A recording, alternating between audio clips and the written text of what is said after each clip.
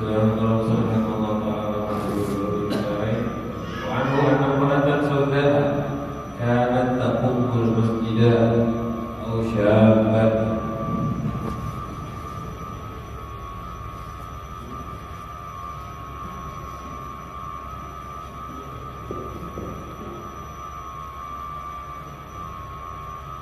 Faqala Rasulullah sallallahu alaihi wasallam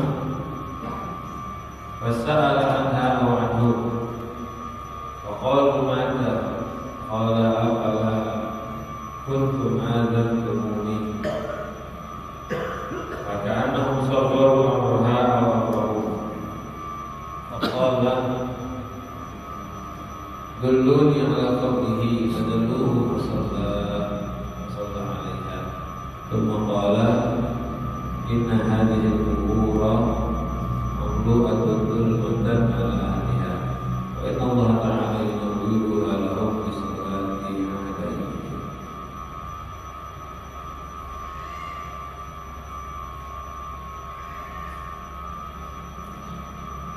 Alhamdulillah wa syukurillah alhamdulillah. Bersyukur kepada Allah Subhanahu wa taala atas segala nikmatnya. Kembali berkumpul melanjutkan kitab Riyadhus Shalihin. Sampai hadis kelima pada bab fadhilul muslimin. Keutamaan orang muslim yang dianggap lemah, yang dianggap rendah. Diriwayatkan juga dari Abu Hurairah radhiyallahu anhu. Ini juga contoh jelas sekali di sini. Rasulullah itu memuliakan siapapun juga, walaupun orang yang kerjanya dianggap rendah. Anna imra'atan sauda kanat tahmul masjidan aw syabban. Sesungguhnya ada perempuan yang berwarna hitam. Kanat tahmul masjidan, yang hidupnya itu dia tahmul masjidan, membersihkan masjid. Kumpul masjid mulai beres-beres, bersihkan masjid. Makanya orang-orang bilang umamah itu sampah, umamah.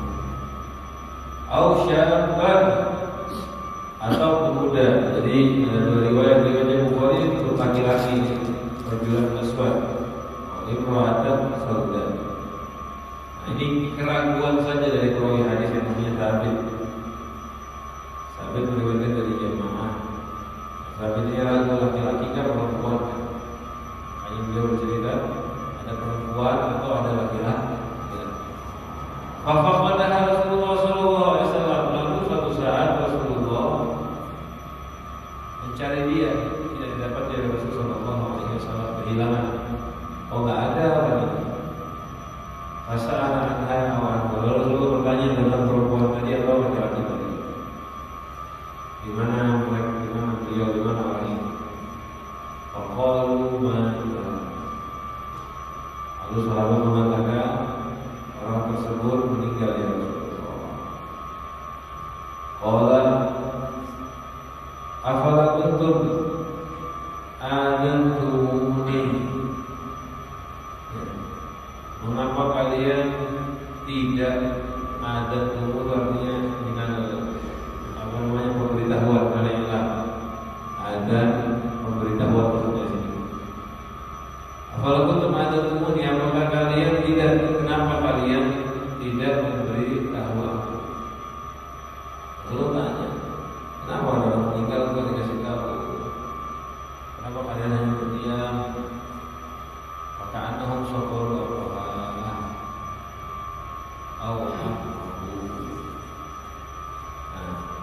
perawi mengatakan ini mungkin ya, mungkin dalam perawi karena bisa jadi orang-orang saat itu yang masih tahu Rasulullah SAW menganggap dia orang biasa. Ini orang fakir, dia orang fakir, tidak punya apa-apa. Jadi ketika meninggal dunia tidak perlu undang-undang apa-apa orang.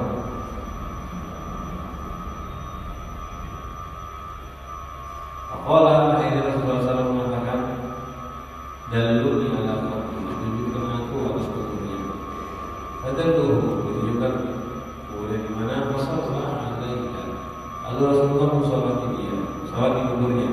Salat kayak salat jenazah. Salat di Tsumma qala Rasulullah bersabda, "Inna hadhihi al-qubur mawdu'atun dzulmatan." Sungguhnya kuburan itu semua dipenuhi dengan kegelapan. Ala ahli atas orang yang ada di dalam kuburan. Jelas kuburan itu gelap karena nggak ada cahaya. Cahayanya apa? Amal soleh yang dilakukan oleh mayit tersebut, oleh jenazah yang dikuburkan tersebut. Jadi yang menjadi cahaya terang adalah amal soleh. Khususnya salah satu amal soleh yang bersinar itu Al-Quran. Wa inna Allah Ta'ala yunawwiruha lahum bisolati alaihi. Dan Allah memberikan cahaya bagi kuburan ini dengan sholat atas mereka. Termasuk cahaya yang diberikan oleh Allah bagi ahli kubur adalah doa. Namanya sih Rasulullah mensolati mereka, akhirnya kuburannya disinari oleh Allah Subhanahu wa Ta'ala. Pertama dari hadis ini perlu kita perhatikan bagaimana Rasulullah SAW menganggap orang-orang di sekitar. Walaupun fakir, walaupun miskin, Rasulullah tidak pilih kasih. Bahkan dia dikira oleh sahabat lain orang biasa, ada gunanya. Rasulullah nanya di mana beliau, meninggal ya Rasulullah. Rasulullah tegur, kenapa kau dikasih tahu? Ayo mana kuburannya? Aku didatangi kuburannya. Rasulullah sholat di situ. Dan memang kita boleh ya sholat jenazah kalau kita bisa langsung.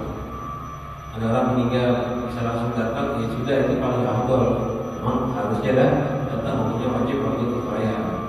Tapi seandainya kita nggak bisa datangi langsung mayitnya, jenazahnya, kita boleh pertama sholat wajib. Sholat wajib pada orang meninggal di luar kota, di Jawa, pokoknya jaraknya jauh. Kita di sini nggak bisa ke sana, nggak bisa ikut melayat. Kita boleh di sini sholat jenazah, sholat wajib dengan syarat jenazahnya sudah dimandikan dan belum dikuburkan. Jenazahnya sudah dimandikan dan belum dikubur.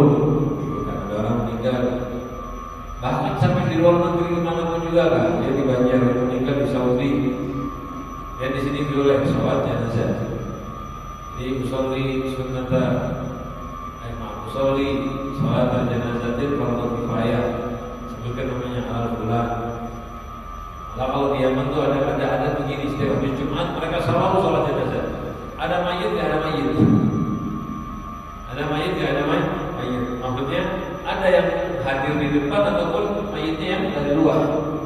Ada satu mayit di luar meninggal dunia, mereka sholat. Tapi ditambahin wa ala man sahhat sholatuhu minal muslimin. Ya, dan atas orang-orang yang sah disolati dari muslimin. Artinya yang sah, artinya sudah dimandikan dan belum dikuburkan. Jumatan mereka begitu sholat setiap Jumat. Sholat jenazah.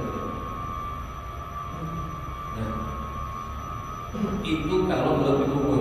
Tapi kalau sudah dikubur, nggak bisa kita dari sini sholat wajib, nggak bisa. Atau belum dimandikan, ini sering sekali. Ada bulan meninggal di luar negeri, ustaz atau besar. Jangan langsung sholat jenazah dulu, konfirmasi sudah dimandikan belum. Karena kalau belum dimandikan nggak boleh disolat. Jadi konfirmasi dulu, sekarang kan ada handphone soalnya. Orang mayit yang nyata di depan mata saja, kalau belum dimandikan kita nggak boleh bersolat nih kok. Mayit yang di depan mata kalau belum dimandikan kita nggak boleh bersolat, dulu selesai dimandikan. Makanya ulama fikih itu khilaf. Kalau ada mayit yang sakit nggak bisa kena air, nggak bisa disucikan. Kemarin pas ada corona kami, mayitnya pulang-pulang pokoknya dibungkus plastik, nggak boleh ini dan itu. Walaupun begitulah kita harus kita harus punya ulama ataupun bukan ulama, dokter yang mengerti ilmu harusnya ada, sehingga nggak menggampangkan hukum kayak kemarin siap. Ya, yang tanggung jawab ya yang melakukan itu. Kalau yang punya tuan rumahnya, yang mayat ini dibawa pulang nggak boleh disatu dan sebagainya, sebetulnya mereka nggak pernah dosa, yang dosa yang melarang. Kalau misalnya sudah dimandikan, itu gimana hukumnya? Kan khilaf kemarin kami. Memang ada perbedaan pendapat. Kebanyakan ulama fikih mengatakan kalau mayat dimandikan ya udah dikubur aja, nggak usah disolatin. Tidak usah disolatin. Nggak boleh disolatin. Tetapi ada pendapat ulama. Soalnya apalagi keluarga itu kan habis ditinggal mati, hatinya itu kan sedih. Maka jenazahnya kalau disolatin lagi bisa. Jadi ada pendapat yang mengatakan memperbolehkan disolatin untuk penghormatan, ya, sholat dihormati wakil, sholat dihormati wakil, walaupun belum dimandikan. Tapi itu keadaan khusus. Kalau ada orang meninggal di luar kota, kita masih bisa nunggu jam dimandikan, ya nunggu. Itu nunggu. Udah ketemu, oh jam 5 sore tadi dimandikan, malam bisa kita sholat. Pokoknya selesai mandi langsung sholat. Kalau kita dapat kabar udah terlambat, pulang meninggal dunia, mau sholatin, udah dikubur. Kayak apa?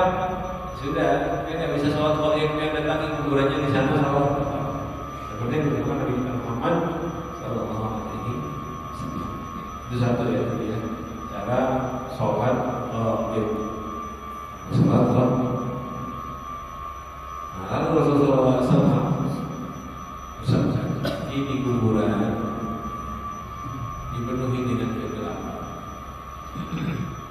Dipenuhi dengan kegelapan. Ulama mengatakan dengan jelas ya. Kenapa dipenuhi dengan kegelapan? Karena memang tidak ada cahaya yang masuk. Yang diadami munafik dengan dia berhubungan tahu kira-kira. Ini penafsiran terakhir dulu. Kenapa kuburan dipenuhi dengan kegelapan? Satu, memang tidak ada celah. Karena itu total pakai tanah. Tidak ada celah untuk cahaya sama sekali. Oleh karena itu ketika Rasulullah sholat, masuklah nur ke dalam kuburan tersebut. Orang mengatakan amal soleh itu menjadi cahaya sudah kita dikubur. Amal soleh itu menjadi cahaya sudah kita dikubur nanti. Di kubur itu kita hidup ya. Dan nanti keadaan di kuburan itu macam-macam. Macam-macam. Sebagaimana diceritakan para ulama, ada orang yang meninggal dunia, selesai dikuburkan, dia teradab tersisa sampai kiamat. Mau bilang orang-orang yang manusia terlambat kita. Ada lagi yang waktu dikuburnya dia hidup. Nah, hidupnya orang itu beda-beda. Beda-beda. Ada yang hidup ibadah, ada yang hidup dia itu juga termasuk adab juga itu. Bayangkan dia bangun seorangan sampai kapan? Sampai kiamat. Maka gelap. Makanya salah satu nikmat dari Allah itu ada gini, ada yang dikuburkan, dimakamkan, dia tidur, terus kemudian dia bangun ketika sudah kiamat. Jadi dia terasa hanya seperti tidur, bangun-bangun sudah kiamat. Itu nikmat diringkas sebetulnya. Dan lebih nikmat lagi, tapi ini hanya orang khusus. Dia di kuburan diberikan izin oleh Allah untuk ibadah, untuk taat. Tapi ini dikisahkan dari para aulia. Kita sering lihat ada cerita-cerita bulan tinggal di kuburnya, ternyata pas digali sedang mengaji di kuburnya. Ada kayak gitu. Cuma perlu diingat, amal soleh diizinkan oleh Allah. Jadi ada orang memang senang ngaji Al-Quran, dia nikmat. Jadi di kuburan sudah meninggal diizinkan melakukan amal soleh tersebut. Cuma amal soleh ini bukan amal soleh yang bermanfaat untuk nambah pahala. Ada yang mengatakan seperti itu. Karena memang orang sudah mati kan inqata amaluhu, terputus amalnya. Terus ngapain ngaji? Karena dia nikmat ngaji. Sehingga diizinkan oleh Allah biar enggak bosan, misalnya begitu ya.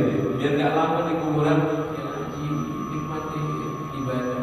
Tapi untuk menambah pahala bagaimana? Ya kita enggak tahu. Kalau secara zahir yang kita lihat di hadis, ini kita bukan dulu maksudnya ulama. Ulama mengatakan secara zahir mereka melihat bahwa orang kalau sudah meninggal amalnya terputus. Terus kalau bisa beramal itu nambah pahala tidak? Zahirnya mereka tidak nambah pahala. Cuma mereka dapat kelezatan dari amal soleh. Ada kan orang yang kalau suntuk malah baca buku, fresh pikirannya. Nah, yang lain kebanyakan suntuk maunya nonton TV, main handphone, baru bisa santai. Allah Subhanahu Wa Taala juga punya hamba-hamba yang mereka merasakan nikmat ketika mengaji Al-Quran, diizinkan mereka mengaji Al-Quran sepuasnya di dalam alam kubur. Dan ini juga dalil bahwa amalnya orang hidup berefek untuk mayit. Innallaha ta'ala yunawwiru hadahum bisolati alaihim. Allah menyinari ahli kubur dengan sholat itu atas mereka. Rasulullah hidup, ahli kubur sudah dimakamkan, selesai sudah. Rasulullah sholat itu bermanfaat buat yang di dalam kubur, menyinari kubur mereka. Sudah jelas sebetulnya ya. Amal kita itu nyambung ke dalam alam barzah, terkirim kepada ahli barzah, sudah jelas sekali. Sudah jelas sekali. Cuma ada syubhat saja orang-orang yang membuat pembingungan ini. Hadirin, jangan sampai kita punya pemahaman yang pemahaman kita dalam agama hanya gangguin orang ibadah. Ada yang seperti itu. Dia belajar agama, ujung-ujungnya cuma ganggu orang ibadah. Ganggu gimana? Jangan ini, haram, Ustaz. Apa yang melakukan ibadah ternyata? Ngaji gitu dalam kubur. Oh jangan, itu jelek, bid'ah, neraka. Apalagi ziarah, oh jangan ziarah syirik, neraka. Padahal semuanya itu udah jelas boleh. Boleh. Jangan jadi yang melarang kebaikan. Mending yang biar haramkan itu maksiat, juga aurat dan seterusnya. Yang sudah jelas-jelas disepakati haram. Tapi kadang-kadang orang diberi syubhat, hatinya diberikan kekotoran, fokusnya bukan melarang haram, malah melarang hal-hal yang tidak jelas kayak gitu. Melarang hal-hal yang tidak jelas. Betul, dan itu fitnah yang diturunkan kepada kita Rasulullah SAW. Artinya ujian, fitnah dalam ujian. Banyak ulama-ulama yang paham hanya membahas hal-hal yang tidak penting. Bukan ulama sebetulnya, orang yang ikut-ikutan. Omongannya, tegurannya, bukannya nyetok orang dari maksiat, menyemangati orang taat, hanya bikin orang bingung. Ini hati-hati, itu sudah jelas kata-kata ulama usul. Jadi kalau dia dapati orang-orang ngajak kebaikan ada, nyuruh tutup aurat ada, nyuruh ninggalkan haram ya, kerjakan wajib ya, apa yang dilakukan hanya bikin ribut. Seperti banyak di akhir zaman, cuma bikin hal-hal yang ribut saja. Entah itu nanti dia jaga tawa yang maksiat atau hal lain. Rasulullah SAW menjelaskan, coba aja dalam kubur itu bermanfaat sholatnya kita. Allah masukkan nur cahaya berkat sholatnya Rasulullah di dalam hati. Jadi hadis ini banyak maknanya. Salah satunya yang kita bahas sesuai bab adalah perhatian Nabi kita Muhammad Sallallahu Alaihi Wasallam kepada para sahabatnya, khususnya yang khamilin, yang tidak dikenal, yang orang tak tahu dia siapa, dianggap remeh, itu dimuliakan oleh Allah Subhanahu wa Ta'ala. Bukan sapu-sapu hadirin. Rasulullah datangi kuburannya di sholat. Wa anhu qala, begitu juga satu dari beliau bersabda, Rasulullah SAW bersabda, Rubba ash'adha al-qara madfu'in bil abwabi law aqsama 'ala Allahi la abarra. Rubba ini salah satu kalimat hebat dalam bahasa Arab. Kenapa? Satu kalimat punya dua arti dan artinya bertentangan. Artinya rubba itu bisa diartikan litakthir atau litaklil. Rubba itu banyak, bisa dibilang gitu, atau bisa juga diartikan sedikit. Tergantung siagul kalamnya. Jadi ada memang ulama yang mengatakan seringnya litaklil. Tapi sebagian mengatakan kadang-kadang bisa diartikan banyak. Contoh sekarang rubba. Di sini yang dimaksudkan bukan litaklil tapi litakthir. Tetapi litakthir.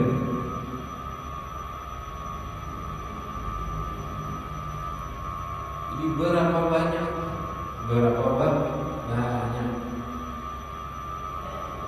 Asy'ata, orang yang khusyuk, akbar, berdebu, yang sifatnya juga madfu ini diusir.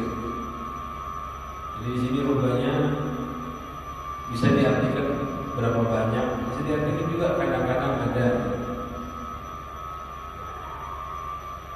Jadi terkadang ada orang yang khusyuk, berdebu, ditolak. Bisa diartikan begitu. Bisa juga diartikan berapa banyak Asy'ata. Orang yang lusuh, asy'ata itu bajunya berantakan, akbar berdebu. Madfu'in sifatnya dia itu di abwab.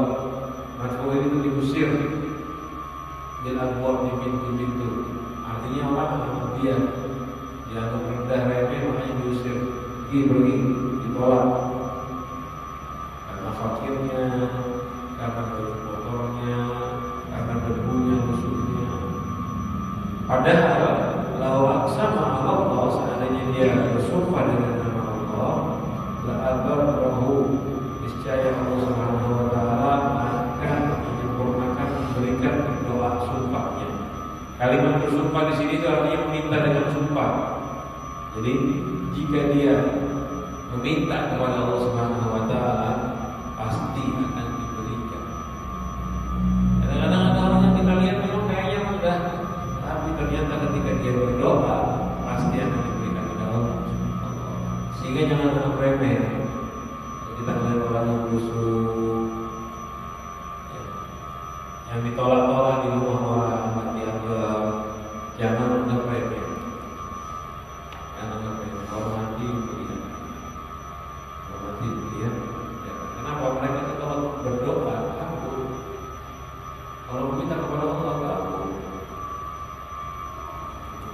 Nah, kecuali yang dimaksudkan di sini ini bukan orang minta-minta loh yang dimaksudkan. Kalimat yang dimaksud ini berapa orang yang rusuh, yang kotor, ditolak di pintu-pintu orang. Artinya dia nggak diizinkan masuk ke rumah orang, nggak diundang, begitu maksudnya. Bukan orang datang minta-minta, bukan. Ya itu juga termasuk orang yang memerlukan hajat, juga termasuk. Tapi ini yang dimaksudkan hadis umum.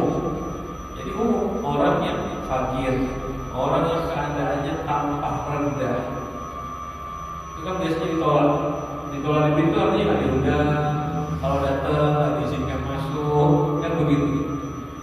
Ada di majelis nggak dianggap, nggak ada yang menyapa, misalnya, karena fakir miskin. Dan kita tuh begitu, naudzubillah.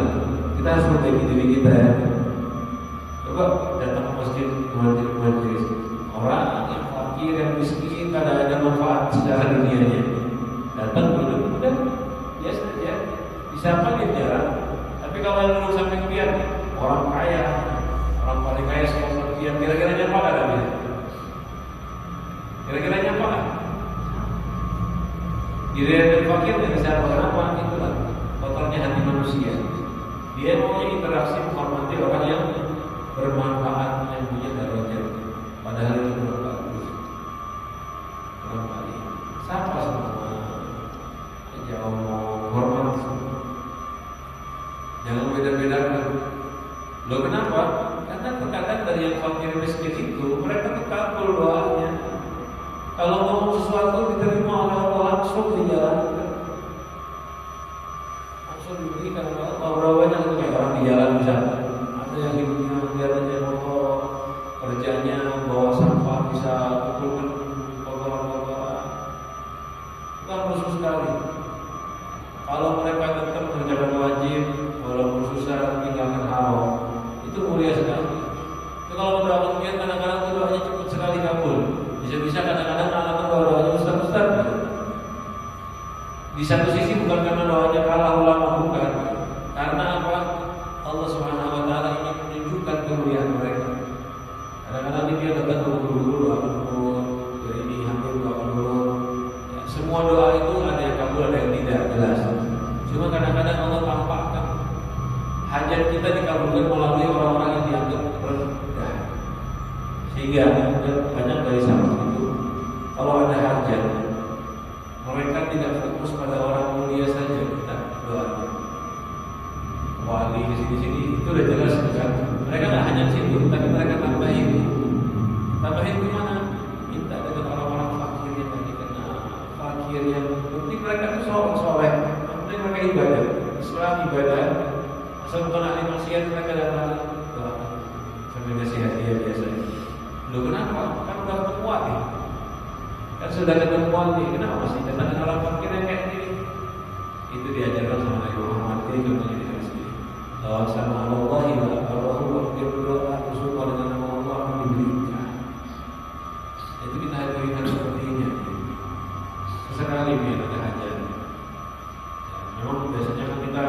hajat ziarah wali, sholat ke tempatnya ulama.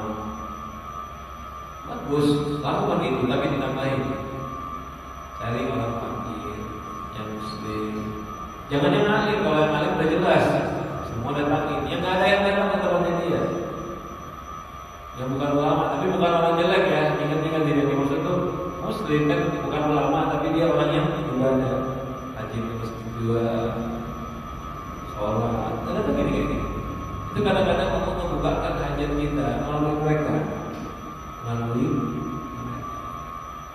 Makanya dulu tuh ada kayak gini, kalau ada yang sakit bawa beras sama apa ngasih ke orang fakir. Tujuannya apa? Minta doa dari mereka. Karena terkadang doa mereka itu cepat sekali dikabulkan oleh Allah Subhanahu. Ini kemuliaan dari Allah. Allah selanjutnya Usama radhiyallahu anhu. Kita 5 hadis. Keempat, 5, 6 semuanya dari Abu Hurairah. Terus sekarang masuk ke hadis nomor 7 dari Usama radhiyallahu anhu. Usama bin Zaid namanya. Usama bin Zaid. Salah satu sahabat yang dicintai saya Rasulullah sallallahu alaihi wasallam. Nabi sallallahu alaihi wasallam dari Nabi Muhammad sallallahu alaihi wasallam qala beliau bersabda, "Qumtu ala babil jannah." Aku berdiri di pintu surga. Rasulullah mengatakan aku berdiri di pintu surga. Fa idza amatu man dakhala al-masjid. Dalam riwayat makanan, di sini makanan itu baik. Karena tak ada amat kebanyakan mandakhalah yang orang yang masuk surga al-masakin, orang miskin. Tapi diingat sifat miskinnya itu bukan yang miskin saja, mutlak enggak. Al-mustaqbil as-sabir, orang miskin yang sabar. Tapi belum miskin berarti belum masuk surga, insya Allah. Tapi keadaannya kayak apa setiap hari? Beruntut terus, ya Allah kenapa mau kasih miskin? Di dunia begitu terus. Terus di akhirat, ya Allah dia miskin, surga ya Allah. Kira-kira pas hidup di dunia dia nggak mau miskin, sekalinya meninggal di akhirat melihat orang miskin langsung masuk surga, dia minta belum langsung surga. Nah ini kayak gini biar dulu. Semudah itu. Jadi kemiskinan itu atau kekayaan pada hakikatnya semuanya sih gak ada efeknya. Gak ada efek untuk akhiratnya. Miskin mau kaya sama sebetulnya. Semuanya tergantung taat. Semuanya tergantung turunnya kita. Cuma untuk orang miskin ada kelebihan kalau dia sabar. Ada kelebihan kalau dia sabar. Orang miskin ketika dia sabar ada kelebihan buat dia, jaminan lebih karena dia lebih aman. Yang Mozart itu ketika membahas tentang dunia, masalah kaya dan fakir, apakah duit itu ada manfaatnya atau ada manfaatnya? Beliau jelaskan. Pertama-tama menjelaskan dia dunia itu jelek dan sebagainya, itu biasa ulama kayak gitu. Lalu beliau mengatakan dan dunia pun ada manfaatnya, banyak manfaatnya, bagus. Tapi keadaan orangnya tetap lebih afdal fakir. Keadaannya lebih afdal miskin. Nggak ada masalah kita berduit banyak, tapi keadaan dia jangan bermewah-mewah, jangan foya-foya.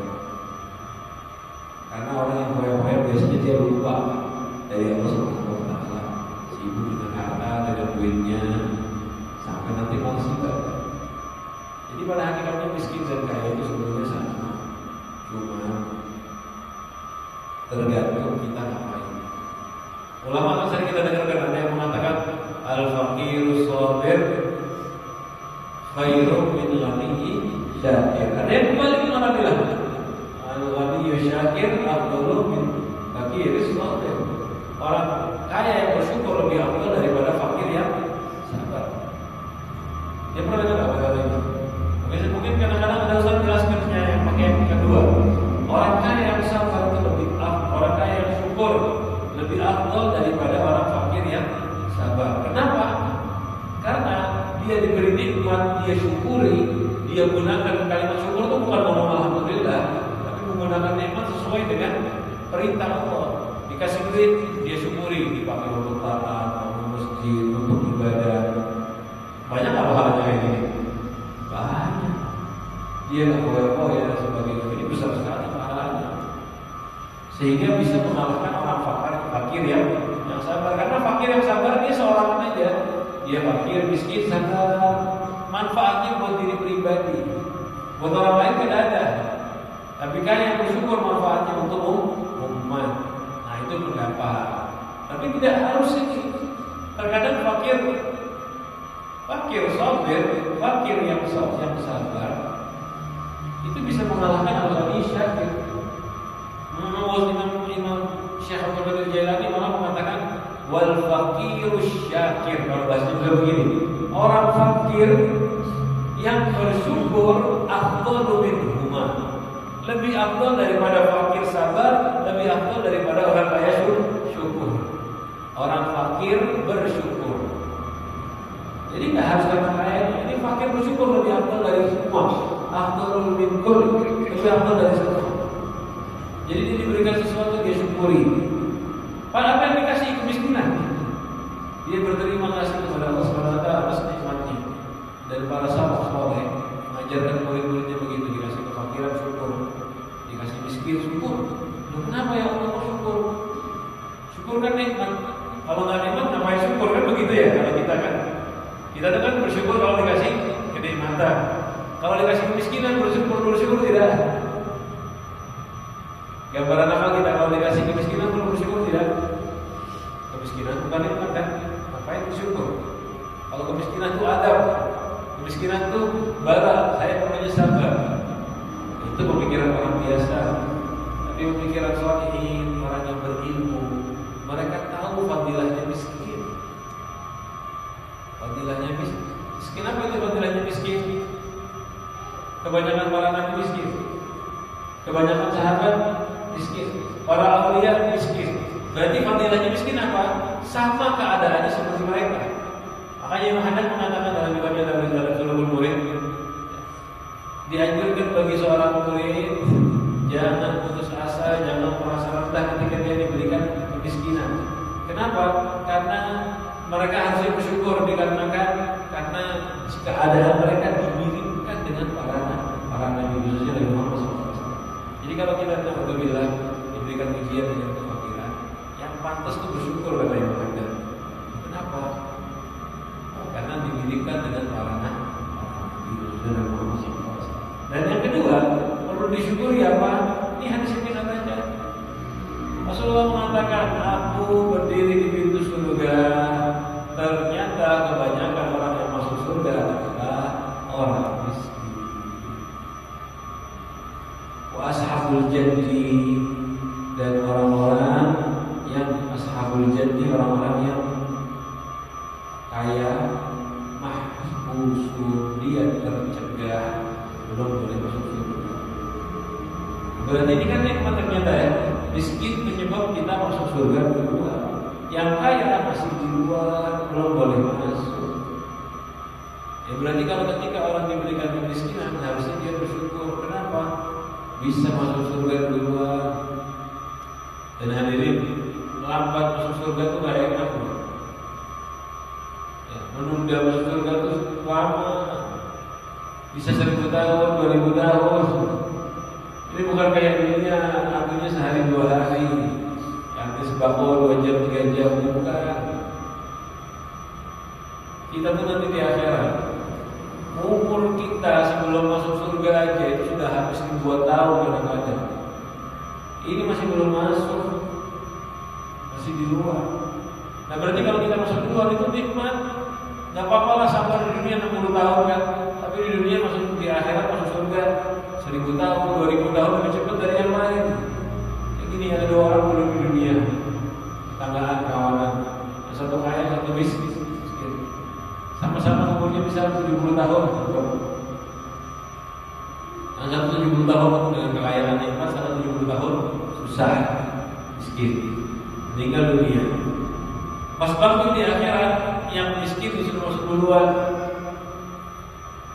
yang kaya masih mantri berapa lama? 70 tahun. Yang kaya menunggunya di luar berapa lama? Bisa 2 tahun. Karena yang kaya belum lagi dihisap. Ada banyak harta kan hisapnya tambah panjang.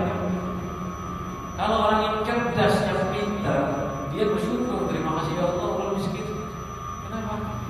Ya kalau nantinya di dunianya gak enak 70 tahun. Gak enak di dunia sekitar 70 tahun. Pas di akhirat cepat masuk surga.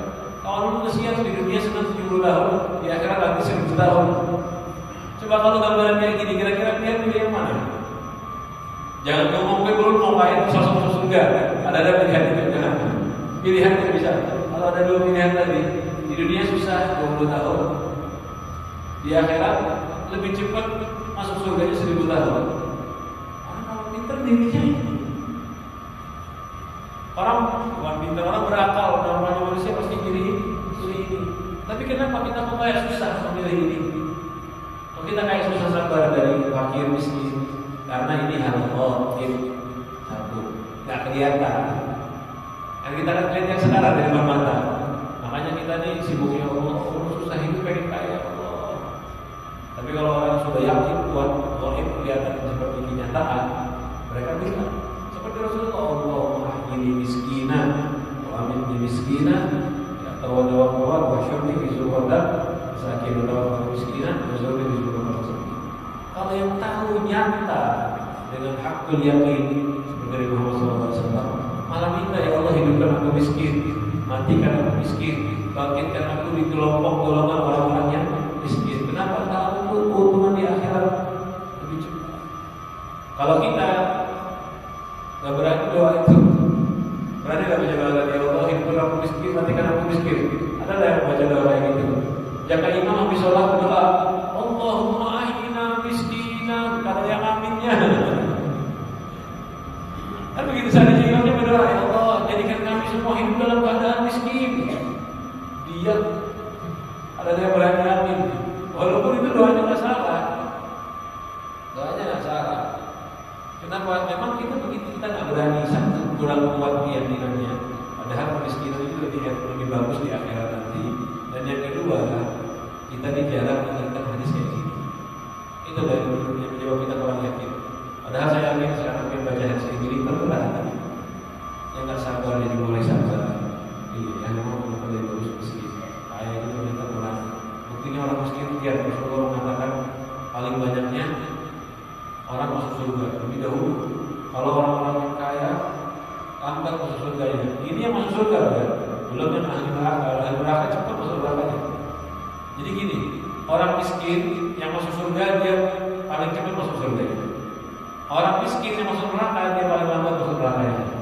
Orang kaya masuk surga dia lambat masuk surganya. Kalau masuk neraka dia lebih cepat masuk neraka. Ya kalau orang yang paham ini terus diulang-ulang omongan macam ini sampai melekat di hati dia bakal jadi kayak para ulama, bakal jadi seperti para sahabat, nggak ada didikan sama sekali kepada hati. Ashabul jannah masih masuk usul, ya. Dan orang-orang kaya, ini yang masuk kaya dia beriman ya, bukan orang yang kafir ya, orang-orang kaya yang punya duit, yang beriman, mahfuz, masih berhak, ada boleh dulu masuk surga. Khairana ashabun nar baqul rabbihim bilang tapi ya, penduduk neraka sudah disuruh masuk neraka. Jadi gini ya. Bukan berarti yang kaya berarti keadaan masuk neraka diantri dulu. Itu yang antri itu semuanya ini penduduk surga sekarang yang lagi dibahas. Kalau yang kaya nanti belum. Ya Pak, kalau yang maksiat neraka langsung. Jadi yang maksiat langsung masuk neraka ya langsung. Ini yang sekarang dibahas penduduk surga kan ada dua, ada yang kaya, ada yang miskin. Yang masuk miskin duluan, yang kaya masih di luar. Kemana mereka ini penduduk surga yang surga? Kalau kaya masuk neraka udah nggak bisa dibahas. Qad umiru bihi lantas sudah disuruh masuk neraka. Wa kuntu ala babinna, dan aku berdiri di pintu neraka. neraka. Rasulullah melihat ida amatul mendafalahan bisa. Ternyata kebanyakan orang yang masuk neraka tersebut adalah an-nisa, para wanita.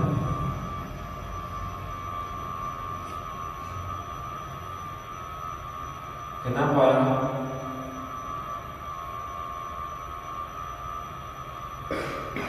Kenapa kok banyak masuk neraka? Ini ulama berusaha menafsirkan lafaz ini ya. Cuma kadang-kadang begini, mungkin ibu kalau perempuan nggak tahu laki-laki. Jadi kalau perempuan ada kata-katanya kan biasanya kaget tuh. Oh, perempuan lebih banyak masuk neraka kan begitu ya? Kenapa? Kenapa kok laki-laki lebih banyak yang masuk surga? Salah satu penafsiran yang nyaman disampaikan. Jadi jumlahnya laki-laki sama perempuan itu banyak perempuan. Jadi misalnya ada 100 orang laki-laki, 1000 orang perempuan. Separuh-separuh, 50-50. Separuh laki-laki masuk surga, separuh perempuan masuk surga. Kira-kira banyakan siapa yang masuk surga? Yang masuk neraka? Nah, sekali lagi. Separuh laki-laki masuk neraka, separuh perempuan masuk neraka. Lebih banyak mana yang masuk neraka?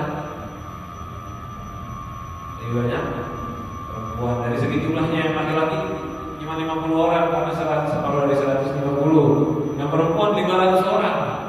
Kenapa separuh dari 1000? Itu salah satu penafsiran kata ulama. Cuma ada lagi yang menafsirkan tidak, bukan seperti itu. Kenapa?